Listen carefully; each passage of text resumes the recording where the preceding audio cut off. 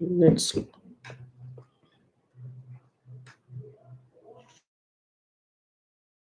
Hello students. अभी हमने पिछले क्लासेस में सबसे पहले हमने पढ़ा था ग्रोथ एंड डेवलपमेंट, वृद्धि और विकास। उसके बाद हमने characteristics of heredity, factors influencing growth and development, ये सब हमने पढ़ा है। आज मैं आपको बताने जा रही हूँ स्टेजेस ऑफ डेवलपमेंट। तो let me share my screen so that you can easily understand about it.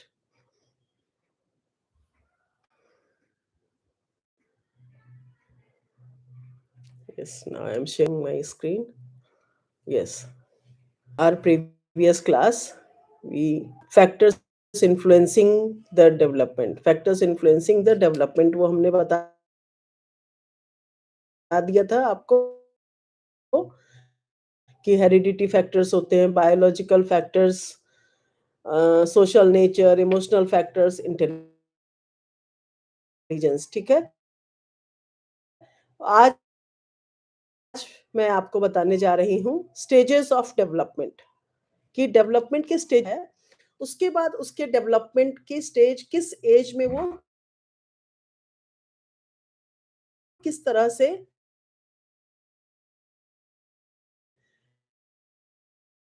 Behave करता है, किस तरह से हमें उसको सीख। A child's development is generally classified into 5 stages.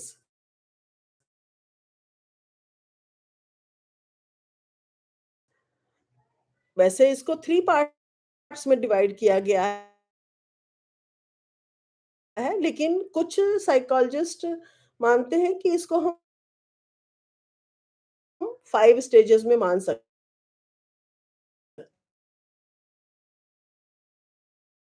हैं। तो इसमें फर्स्ट स्टेज है प्रीनेटल पीरियड, बर्थ, जो माँ के गर्भ में है। जब बच्चा जन्म ले लेता है, उसके बाद वो सीखना शुरू करता है। वैसे ही उसका माइंड भी, कि मेडिकल साइंस में आपने पता, जैसे ही बच्चा है फिर टेल बनता है, उसके बाद बीच की बॉडी बहुत ही इंपॉर्टेंट पीरियड होता है। इसमें मदर को बहुत ही अच्छा आस-पास फैमिली का माहौल बहुत अच्छा रखना, इससे क्या होता है उस बच्चे की सीखने की प्रवृत्ति और समझने की जो कला होती है, वो जन्म के अंदर जो गर्भ में ही है, वो बहुत अच्छी हो जाती है। नेक्स्ट जो शैशवावस्था जिसको बोलते हैं, शैशवावस्था, जो कि बर्थ टू 2 इयर्स है, कि जन्म से लेके 2 साल तक बच्चा शैशवावस्था में रहता है, जिसमें वो सेंस करता है। सेंसेस आर टीचर्स, उसको कोई बताता नहीं है, कोई पढ़ाता नहीं है। वो जो-जो चीज़ें सेंस करता है, कि समझता है, जैसे हमारे सेंस ऑर्गन्स हैं, वही सेंसेस उसके टीचर्स होते हैं। उससे वो समझता है। ठीक है? नेक्स्ट है early childhood, means that is 2 years to 6 years, pre school age, जिसमें बच्चा प्री स्कूल जाता है, बाहरी दुनिया से इंटरैक्ट होता है।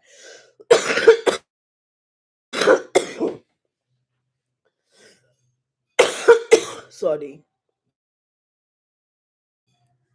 बाहरी दुनिया से जब इंटरैक्ट, एक अलग लेवल की स्टडी और टॉयलेट जाना, दूसरे बच्चों के मिंगल होना, एक्टिविटीज़ में, प्ले में, हर चीज़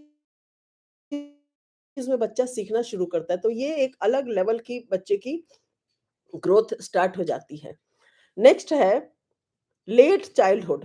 late childhood means 11 to 7 to 11 years, ये 12 इयर्स भी मानते हैं। कुछ साइकोलॉजिस्ट इसको 11 इयर्स मानते हैं, कुछ 12 मानते हैं। तो इस एज को गैंग एज कहा जाता है। गैंग एज मीन्स गैंग बनाना, मीन्स उसको बच्चों में रहना बहुत अच्छा लगता है। उनको बहुत मन लगता है बच्चों में, लोगों में, अधिक से अधिक भीड़-भाड़ में रहना। जैसे छोटा बच्चा है ना, जो अपने सिर्फ़ जिनको पहचानता है, अपने टीचर को, अपनी मम्मी-पापा को, अपने घर के अदर मेंबर्स को, दादा-दादी, नाना-नानी को, तो वो तभी खुश रहता है। लेकिन लेट चाइल्डहुड का बच्चा जो है उसको ये चीज़ें नहीं चाहिए, उसको नई दुनिया चाहिए। मीन्स उसको अपने फ्रेंड्स चाहिए, ज़्यादा से ज़्यादा बच्चों में रहना, उसको पसंद है। इसलिए इसको गैंग एज भी कहा जाता है। और नेक्स्ट जो नंबर 5 है, एडोलसेंस पीरियड मीन्स किशोरावस्था। चाइल्डहुड को हम कहते हैं बाल्यावस्था, और एडोलसेंस को कहते हैं किशोरावस्था। तो किशोरावस्था जो है वो है बेसिकली है 13 टू 19 इयर्स के इयर्स तक, लेकिन कुछ साइकोलॉजिस्ट इसको मानते हैं 12 टू 19 इयर्स। इसको टीन एज भी कहा जाता है, इसको पेनफुल एज भी कहा जाता है। बहुत ही क्रूशियल टाइम होता है क्योंकि इस एज में बहुत सारे हार्मोनल चेंजेस होते हैं बच्चों में। बॉयज गर्ल्स में अलग अलग तरह के हार्मोनल चेंजेस होते हैं, जिससे बच्चा बहुत ही इंडिफरेंट फील करने लगता है। क्योंकि इस एज में ही पेरेंट्स बोलते हैं कि तुम अब बहुत बड़े हो गए हो, समझदार हो गए हो, तुम्हें तो ऐसे करना चाहिए, वैसे करना चाहिए, you are enough to understand everything. तो बच्चा सोचता है मैं अब बड़ा बन गया हूँ, मम्मी पापा की तरह बिहेव करना शुरू कर देता है इस एज में बच्चा। लेकिन जैसे ही बच्चे मैं बाहर जा रहा हूँ, तब पेरेंट्स बोलते हैं, "अरे! तुम बहुत छोटे हो अभी।"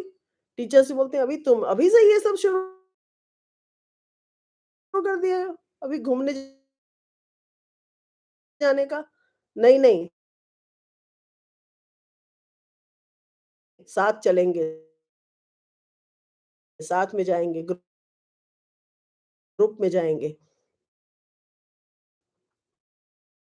तब बच्चा कन्फ्यूज़ होता है। तो यही एक पेनफुल एज है, कन्फ्यूज़िंग एज, सीखता भी है, तो एक अलग इमेजिनेशन भी तैयार करना शुरू कर रहे हैं कि infancy birth to 2 years starts from this age, कि इसमें भाषाई विकास जो है शुरू, transition from a dependent toddler to an active था, तब्दील होना शुरू हो जाता है। चीज़ों को अपने आप करने लगता है, लर्निंग बाय डूइंग जो है, कि सिखाया और बच्चा करना शुरू कर दिया, खुद खा और she is now able to crawl and walk. वो खुद ही कोई चीज़ लेना है तो माँगने के बजाय वहाँ क्रॉल करके, वॉक करके पहुँचने की कोशिश करता है।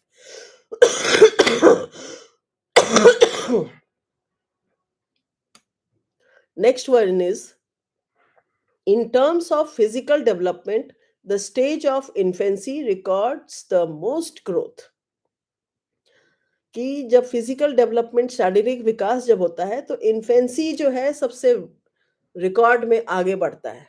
जैसे चाइल्डहुड पीरियड में बच्चा धीरे-धीरे बढ़ता है, और एडोलसेंस में भी बहुत तेज़ी से नहीं बढ़ता, लेकिन तेज़ी से बढ़ता है। लेकिन इन्फेंसी पीरियड एक ऐसा पीरियड है जिसमें बच्चा बहुत ही रिकॉर्ड स्पीड से बढ़ता है, बहुत जल्दी-जल्दी। आपने अगर कभी नोटिस किया होगा तो किसी छोटे बच्चे को देखा हो, तो उसमें देखा होगा कि बच्चा थोड़े दिन पहले तो अभी आपने देखा जन्म लिया, उसके बाद अगली बार थोड़ी दिनों में देखा, तो बच्चा इधर-उधर खिसकने लगा, क्रॉल करने लगा, चलने भी लगा। तो बच्चे की ग्रोथ रेट जो होती है, हाई स्पीड होती है इन्फेंसी में। नेक्स्ट, अर्ली चाइल्डहुड, बाल्यावस्था जिसको बोलते हैं, 2 इयर्स टू 6 इयर्स।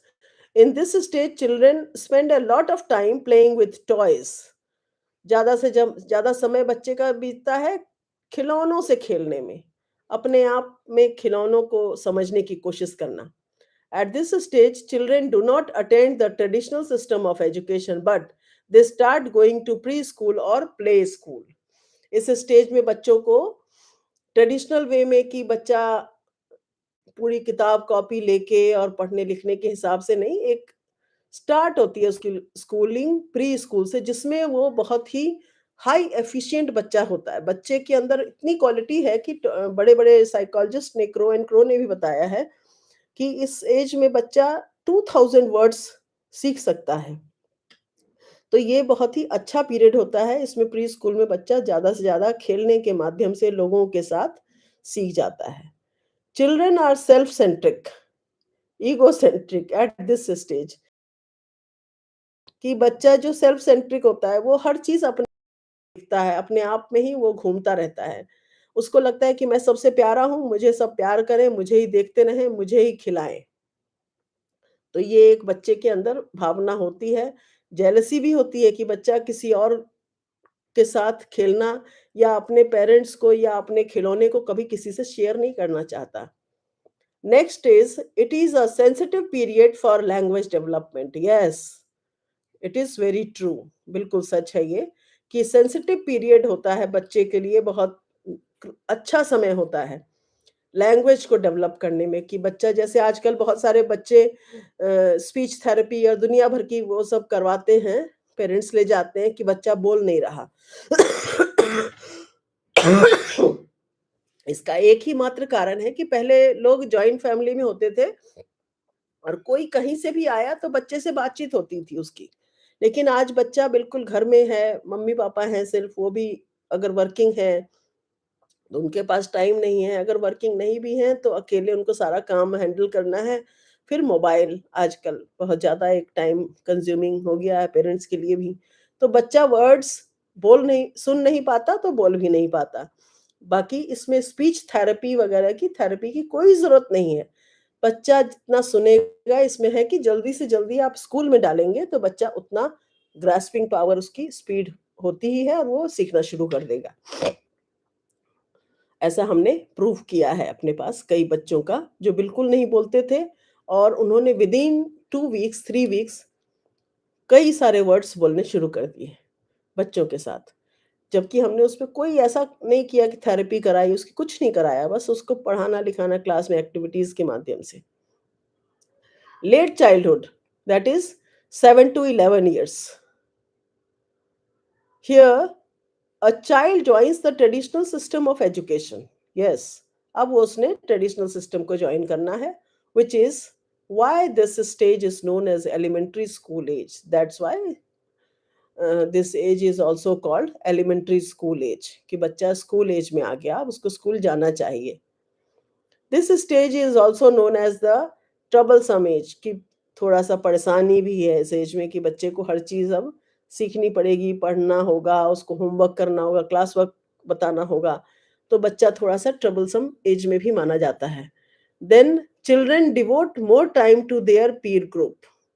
अब है कि वही अपने फ्रेंड सर्किल के साथ, ग्रुप्स के साथ बच्चा रहना ज्यादा चाहता है। Development of next point is development of children's creative potential begins. Yes, कि क्राफ्ट की क्लासेस, क्राफ्ट में, ड्राइंग में, अदर क्रिएटिव एक्टिविटीज में बच्चों को काफी मन लगने लगता है और ये एक अच्छा डेवलपमेंट का एज भी होता है। Experience of this period influence the child through out his life. ऐसा कहा गया है, बहुत पुराने काल से ये कथा है, बहुत सच बात है कि 9 साल में जो बच्चा सीख जाता है, वो उसका पूरा 90 साल तक चलता है। ऐसा साइकोलॉजिस्ट ने तो कहा ही कहा है।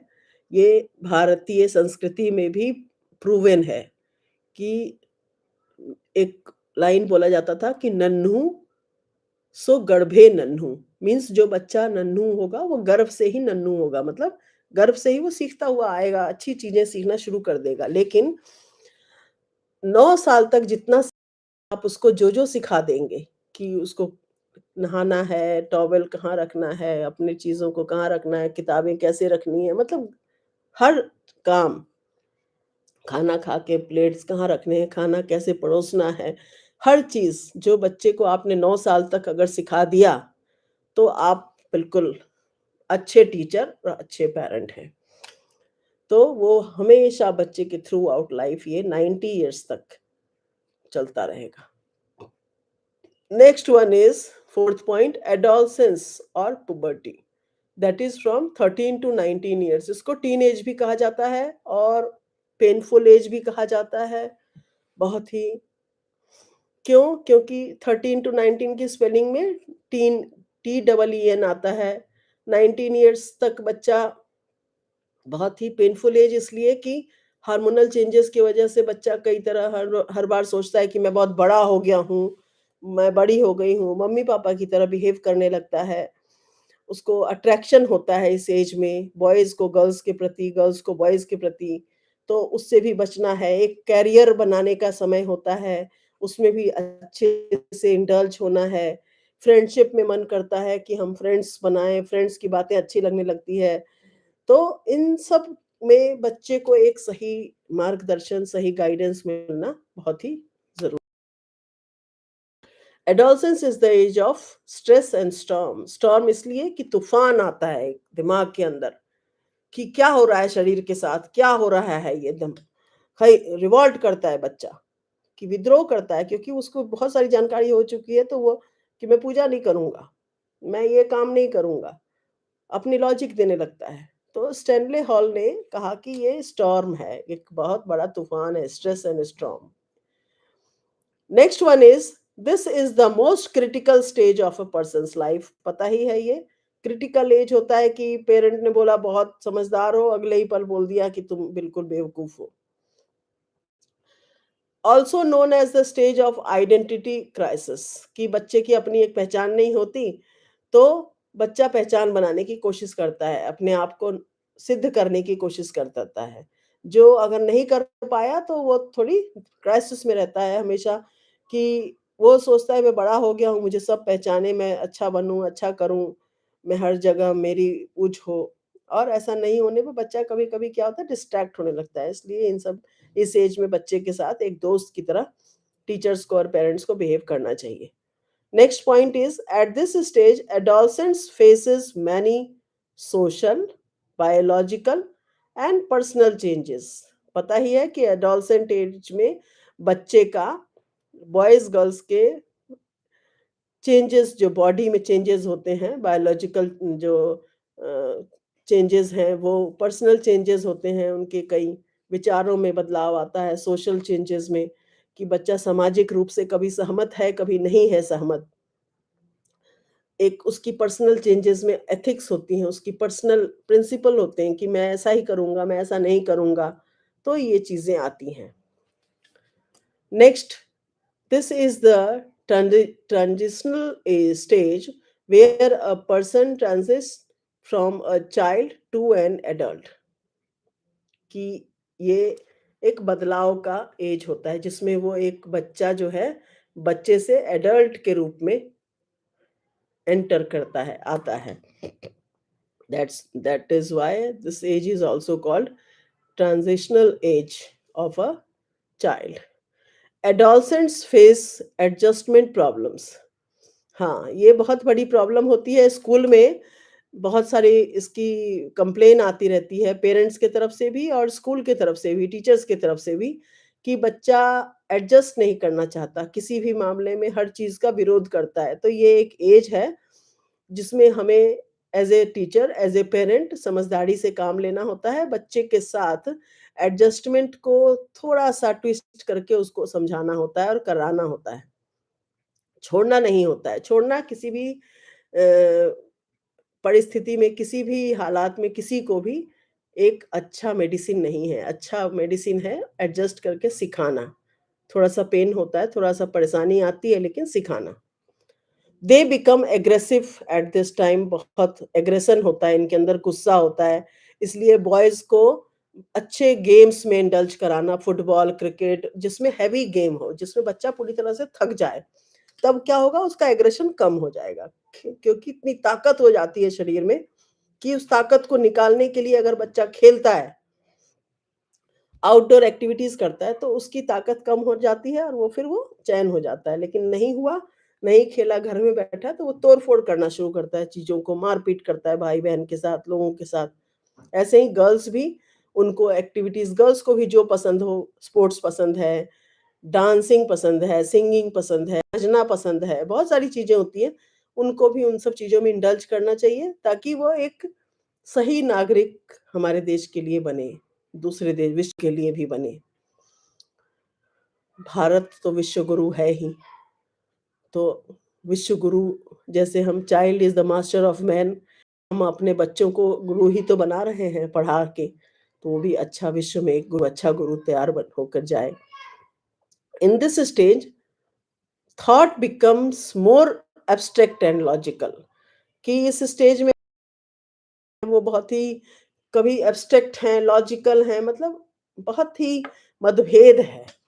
तो इस सब को समझने के लिए थोड़ी-सी पेशेंस की रिक्वायरमेंट होती है टीचर्स को भी और पेरेंट्स को भी। Next, come to the stages of child development. अब है कि साइकोलॉजी को मनोविज्ञान के रूप में हमें स्टेजेस को समझना है और उसके अकॉर्डिंग हमें बच्चे के साथ बिहेव करना है और बच्चे को सिखाने की कोशिश करना है।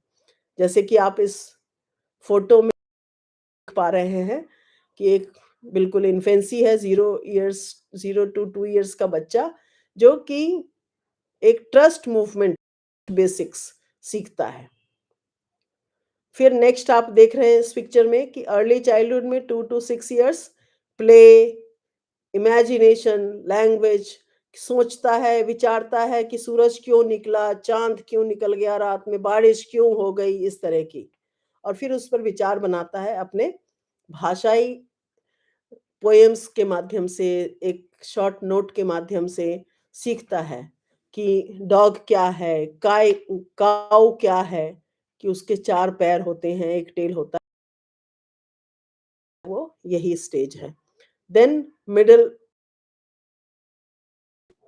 जो है, जिसमें लर्निंग, फ्रेंड्स, इस पे हम डिस्कस कर चुके हैं कि फ्रेंडशिप बहुत चाहिए।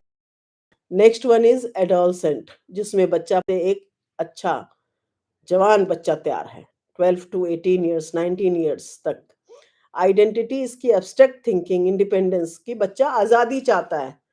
कभी भी ये नहीं चाहता कि मुझे कोई बंदिश में रखे, ये चाहता है हर चीज़ से मैं उन्मुक्त रहूँ, आज़ाद रहूँ, इसलिए बच्चा रिवॉल्ट करता है। लेकिन समझदारी से रहने पे बच्चा सीखता भी है और समझता भी है। Next, factors affecting growth and development. अब ग्रोथ एंड डेवलपमेंट को कौन-कौन से फैक्टर अफेक्ट करते हैं, ये आप समझ लीजिए। Several factors affect growth and development either positively or negatively। बहुत सारे फैक्टर्स हैं ग्रोथ एंड डेवलपमेंट को, वृद्धि और विकास को इफेक्ट। इसमें सबसे पहला फैक्टर जो आप देख रहे हैं स्क्रीन पे, genetic inheritance. Hmm it determines potential for height, intelligence, metabolism and even temperament. ये है जेनेटिक इनहेरिटेंस, जो कि हमें जेनेटिक अपने माता-पिता से हमें जो मिली है, वो क्या-क्या मिली है कि हमारे पेरेंट्स की हाइट जितनी होगी उसके अकॉर्डिंग थोड़ी बहुत, ऐसा नहीं है कि बहुत शॉर्ट के पेरेंट्स हैं तो बच्चे भी शॉर्ट हाइट के होंगे, ऐसा होता है लेकिन हमेशा नहीं होता। कई बार पेरेंट्स से अलग बच्चों की हाइट हो जाती है। हाइट, वेट, उनकी मेटाबॉलिज्म, इंटेलिजेंस की बुद्धिमत्ता, बौद्धिक क्षमता, पेरेंट्स की समझने की शक्ति, मेटाबॉलिज्म, उनके टेम्परामेंट, किस टेम्परामेंट के हैं पेरेंट्स, बहुत ही गुस्सैल मिजाज के हैं या बहुत ही सॉफ्ट हैं। तो ये सब चीज़ें जो हैं ये जेनेटिक इनहेरिटेंस जो बच्चों में आता ही। Take of nutrients is essential for both brain development. ये बिल्कुल क्लियर जो है सही मिलना बहुत ही इम्पोर्टेंट है छोटे बच्चों को, जिसपे सरकार कई तरह के कार्यक्रम चलाती रहती है समय-समय पर कि बच्चों को पौष्टिक आहार, जैसे कई स्कूल्स में मिड डे मील वगैरह की व्यवस्था इसलिए की गई थी कि कई परिवार अपने बच्चों को अगर न्यूट्रिशनल फूड नहीं दे पा रहे हैं, तो उसको सरकार उस चीज़ को पूर्ति करे। तो बच्चों को न्यूट्रिशनल फूड देना बहुत ज़रूरी है, तभी उनका जो ग्रोथ है, डेवलपमेंट जो है उनका बहुत अच्छा होगा, ब्रेन से लेके शरीर तक का। Proper intake of nutrients is essential for both physical growth and brain development. Yes, malnutrition during early childhood can cause long term cognitive delays। Yes, ये बहुत ज़रूरी होता है और ये होता भी है कि अगर बच्चे को सही न्यूट्रिशन नहीं मिला, तो उसकी बौद्धिक क्षमता कम हो जाती है। मीन्स वो बुद्धि के रूप में, बौद्धिक रूप से किसी भी चीज़ को बहुत धीरे समझता है, स्लो लर्नर, बहुत ही धीमी गति से सोचना, समझना शुरू कर देता है। इसलिए न्यूट्रिशन जो है वो बहुत ही इम्पोर्टेंट फैक्टर है। Next, physical activity supports bone density, muscle growth and motor skills development. जो हमने पढ़ा है कि फिजिकल एक्टिविटी बहुत सपोर्ट करती है। मोटर गेम्स, हमने मोटर एक्टिविटीज़ सारे बताए हुए हैं पिछले क्लासेस में कि मसल ग्रोथ कैसे फिजिकल एक्टिविटी बहुत ही इम्पोर्टेंट है, जितना पढ़ना इम्पोर्टेंट है, उतना ही फिजिकल एक्टिविटी इम्पोर्टेंट है। Next one is health and illness.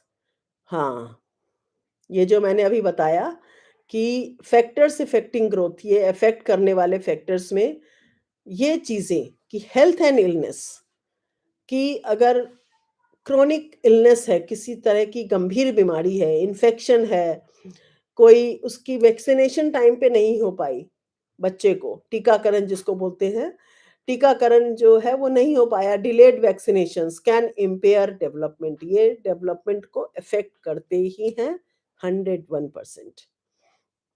Regular checkups can prevent और manage these effectively.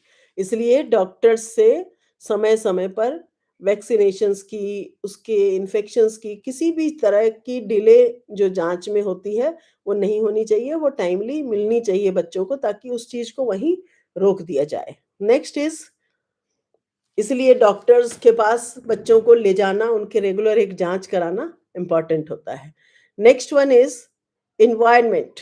Safe, clean and stimulating environments promote curiosity and skill building. ये होता ही है कि वातावरण अगर बिल्कुल सेफ होगा, सुरक्षित होगा, साफ-सुथरा होगा, बहुत ही प्रमोटिंग होगा, तो बच्चे की क्यूरियोसिटी जो होगी, उसकी जो जिज्ञासा होती है, क्यूरियोसिटी जिज्ञासा को बोलते हैं, कि वो बहुत बढ़ती चली जाती है। बच्चा उसमें नए-नए सवाल पूछता है और सवाल की पूर्ति होनी चाहिए। ऐसा नहीं कि पेरेंट्स इग्नोर कर रहे हैं। इग्नोर नहीं करना चाहिए, अगर इग्नोर करेंगे तो बच्चा कुछ समय बाद फिर कुछ नहीं पूछेगा और उसकी जो स्किल है, क्यूरियोसिटी है, जिज्ञासा कम होने लगेगी। इसलिए बच्चों को क्यूरियोसिटी को पूर्ति करनी चाहिए, तभी उसके स्किल की बिल्ड होता है। Next is parenting style and emotional support. Yes, आजकल जिसकी थोड़ी-सी कमी आ रही है, responsive loving caregivers boost a child's confidence, motivation and emotional intelligence. ये होता है बिल्कुल कि पेरेंटिंग स्टाइल में कमी नहीं होनी चाहिए। जैसे अभी मैं बहुत सारे पेरेंट्स को देखती हूँ कि बच्चों को चिप्स के पैकेट और चॉकलेट देकर वो प्यार दुलार अपना शो करते हैं, लेकिन सिर्फ चिप्स के और कुरकुरे और इन सब पैकेट्स में हमारा प्यार नहीं है। हमारा प्यार है उसको सही दिशा में गाइडेंस देना, मोटिवेशन देना, उनकी बातों को सुनना, उनकी बातों को सुनकर उनको रिप्लाई देना, ये एक सही प्यार है। इसकी हमें जितनी मात्रा बढ़ानी हो, बढ़ा सकते हैं।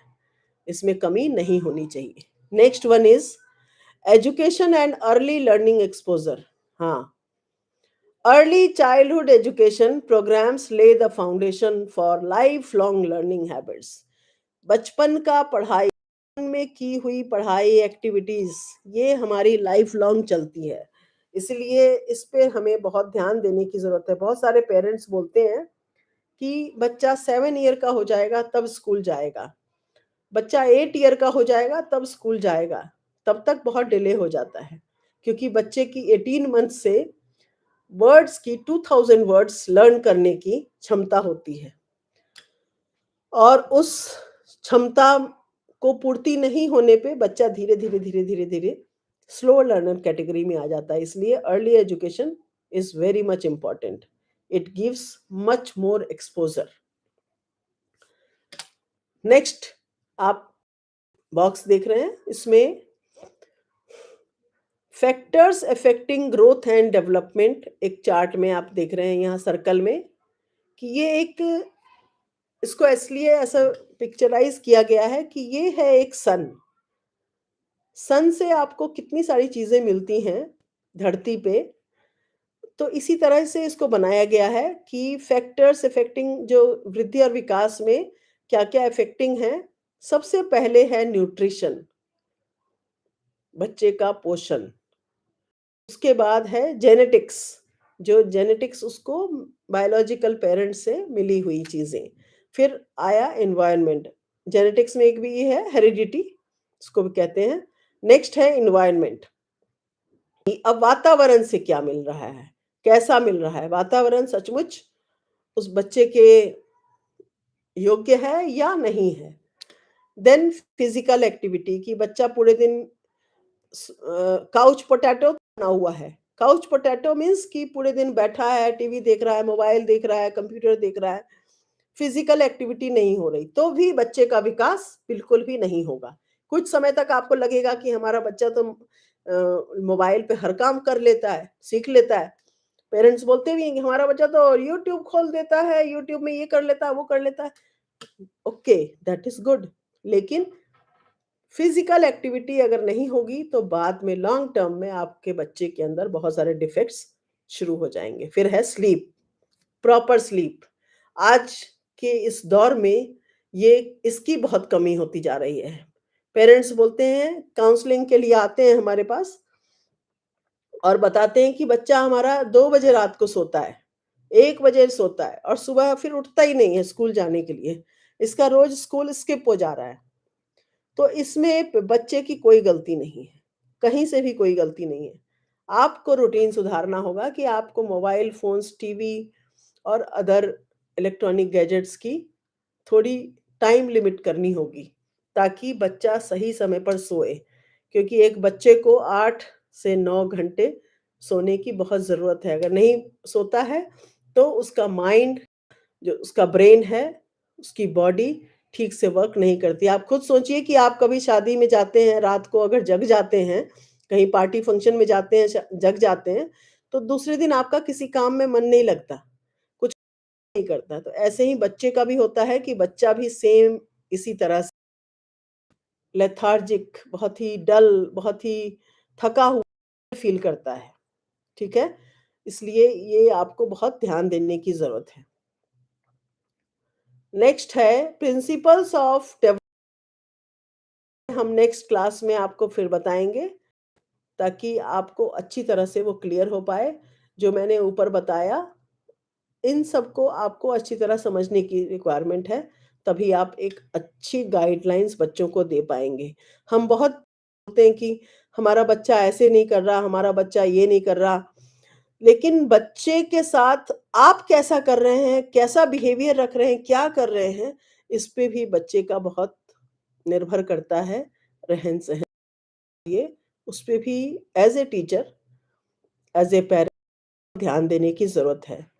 पीटीएम में बहुत अच्छे इंटेलेक्चुअल पेरेंट्स आते हैं, लेकिन उनको बहुत कुछ नहीं पता होता है, तो आपको काम है एज़ ए टीचर कि उनको गाइड करना, बताना। ओके? नेक्स्ट क्लास में फिर आपको आगे बताया जाएगा।